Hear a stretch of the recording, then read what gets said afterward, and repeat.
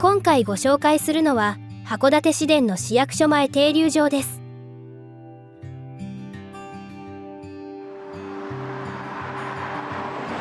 市役所前停留場は北海道函館市大手町12番地にあり、1913年大正2年10月30日に鶴岡交番前停留場として開業しました。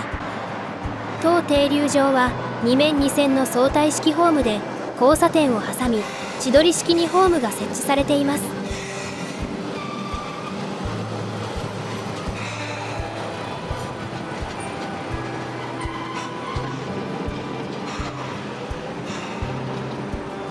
2008年に追う線、複線ともに旧ホームから交差点を挟んだ先に新ホームを建築して移設されました。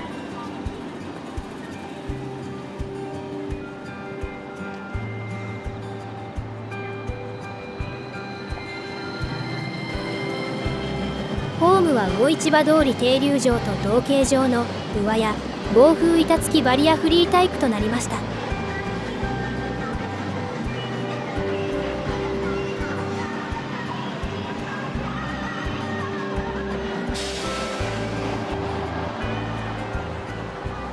1938年、昭和13年以前に鶴岡町停留場と改称し、1947年、昭和22年4月23日に現在の市役所前停留場と改称しています。